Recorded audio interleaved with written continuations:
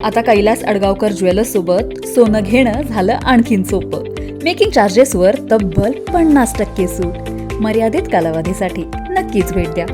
Kailas अडगावकर jewellers, Datta मंदिर bus stop, Nashik road. Buddha पौर्णिमेच्या पावन निमित्ताने भारतीय बौद्ध महासभा आणि BMA ग्रुप यांच्या वतीनं भगवान गौतम बुद्ध यांच्या भव्य मूर्ती वितरणाचा कार्यक्रम उत्साहात संपन्न झाला. इंदिरानगर येथील कलानगर परिसरातील राजेश सारथी हाऊसिंग सोसायटी जवळ हा कार्यक्रम पार पडला. कार्यक्रमाच्या सुरुवातीला गौतम बुद्धांच्या प्रतिमेला पुष्पहार अर्पण करून अभिवादन करण्यात आले. त्यानंतर उपस्थित मान्यवरांच्या हस्ते 29 भगवान बुद्धांच्या मूर्तींचे हार्दिक आणि भक्तिभावाने वितरण करण्यात आले. या उपक्रमामुळे परिसरात भक्तिमय आणि प्रेरणादायी वातावरण निर्माण झाले होते. यावेळी KK बच्छा गुरुजी, प्रदेश अध्यक्ष भारतीय बौद्ध महासभा पंकज खरे, सरचिटणीस संजय भरीत, जिल्हाध्यक्ष गुणवंत वाघ, जिल्हा उपाध्यक्ष यांच्यासह अनेक पदाधिकारी आणि नागरिक मोठ्या संख्येने उपस्थित होते. मान्यवरांनी आपल्या भाषणातून गौतम बुद्धांच्या विचारांचे महत्त्व पटवून देत समाजाने शांतता, समता आणि बंधुता या तत्वांचा अंगीकार करण्याचे आवाहन केले. जर जन्माला आलं नसतं तर आज आपली मुलं ते वर्गात बसून शिकताय ना, ते वर्गाच्या बाहेर बसून शिकली असती. आणि जे बी नावं जर जन्माला आलं नसतं तर आज आपल्याला जे नळाला पाणी येतंय तर पिण्याचा सुद्धा आपल्याला अधिकार नव्हता. त्याच्यामुळे बाबासाहेबांचा आवाज हा नको, मॉडेल पाहिजे. जय भीम. धन्यवाद. प्रथमतः मी सर्वांचं या ठिकाणी आपण आल्याबद्दल खूप खूप स्वागत करतो.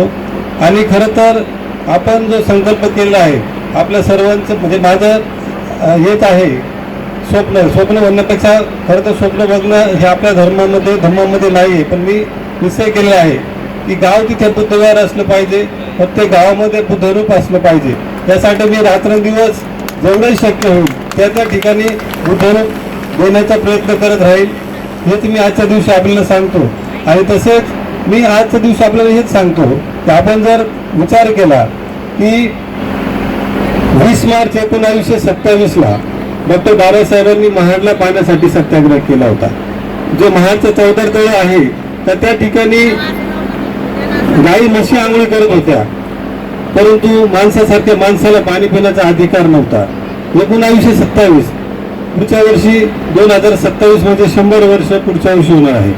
परंतु 100 वर्षापूर्वी ज्यावेळेस आपल्याला पाणी पिण्याचा अधिकार नव्हता तर त्यावेळेस डॉक्टर बाबासाहेब आंबेडकर तो सत्याग्रह टायकोट सूट बूट घालून करत होते.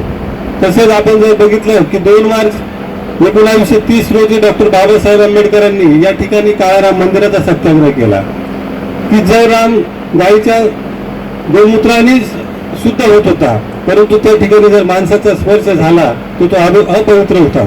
तर बाबासाहेबांनी 1930 म्हणजे आपण परत विचार केला की 95 वर्षापूर्वी तो सत्याग्रह या ठिकाणी मंदिर प्रवेशासाठी केला. बाबासाहेबांचा कोणत्याही मंदिरामध्ये प्रवेश करण्यासाठी सत्याग्रह होता, परंतु त्यांचा सत्याग्रह होता की माणसाला माणसासारखी वागणूक मिळावी आणि माणसाला माणसासारखं अधिकार प्राप्त व्हावे, त्यासाठी बाबासाहेबांनी हे सत्याग्रह केलेले होते. तर त्या ठिकाणी सत्याग्रह करत असताना बाबासाहेबांनी तो सत्याग्रह 95 वर्षापूर्वी ज्यावेळेस केला त्यावेळेस सुद्धा डॉक्टर बाबासाहेब आंबेडकर हा सत्याग्रह टायकोट सूट बूट घालूनच बाबासाहेबांनी केला होता. तसंच आपण जर तिसरं उदाहरण जर बघितलं बाबासाहेबांचं, की डॉक्टर बाबासाहेब आंबेडकरांना ज्यावेळेस बडोद्यामध्ये नोकरी लागली आणि नोकरी लागली असताना बाबासाहेबांना भाडेतत्त्वावर खोली घ्यायची होती आणि खोली घेतली असताना की बाबासाहेबांना त्या ठिकाणी एक दलित व्यक्ती म्हणून खोली मिळत नव्हती. बाबासाहेबांनी त्या ठिकाणी नाव बदलून बाबासाहेब त्या ठिकाणी राहिले. परंतु ज्यावेळेस समजलं की या ठिकाणी एक दलित व्यक्ती राहत आहे तर बाबासाहेबांना संपूर्ण साहित्य संपूर्ण सामान्य रस्त्यावर फेकून देण्यात आलं. परंतु विचार करा, त्यावेळेस जरी बाबासाहेबांना खोली घेण्याचा अधिकार नव्हता तरी बाबासाहेबांनी अंगावरती टायकोट सूटबूटच होता. आज विचार करा, आपल्याला याच्यातला कोणता अधिकार नाही, आपल्याला सर्व अधिकार प्राप्त झालेला आहे. पाणी पिण्याचा अधिकार आहे, मंदिर प्रवेशाचा अधिकार आहे, किंवा सर्व अधिकार आपल्याला आज मिळालेला आहे. परंतु आपल्या अंगावरचा कोट हा गायब झालेला आहे. हा कोट जाण्याचा रिझन काय आहे की आपला बाप 100 वर्षापूर्वी कोट घालतोय आणि 100 वर्षांतर ज्याचे मुलं आहेत त्यांना सगळे अधिकार मिळालेले आहेत, मग त्यांच्या अंगावरचा कोट गेला तरी कुठे. तर आपण जर विचार केला की बाबासाहेबांना फक्त आपण डोक्यावर घेऊन नाचत आहोत, बाबासाहेबांना डोक्यात घेत नाही, बाबासाहेबांनी दिलेला धम्म डोक्यात घेत नाही, त्या धम्माचा आपण स्वीकार करत नाही, बाबासाहेबांनी दिलेल्या 22 प्रतिज्ञा आपण पाळत नाही, वेळोवेळी 22 प्रतिज्ञाचं कसं खंडन होईल याच्यासाठी आपण रात्रंदिवस काम करत असतो. या कार्यक्रमाचे आयोजन समाजभूषण आयुष्यमान मोहनभाऊ अडांगळे यांच्या नेतृत्वाखाली करण्यात आले. कार्यक्रम यशस्वी करण्यासाठी आयोजकांनी विशेष परिश्रम घेतले. या उपक्रमामुळे बौद्ध समाजात आनंदाचे आणि उत्साहाचे वातावरण निर्माण झाले असून बौद्ध पौर्णिमेचा संदेश अधिक व्यापकपणे पोहोचवण्यात या कार्यक्रमाला यश आले. NCN न्यूजसाठी रोहन दानी, नाशिक.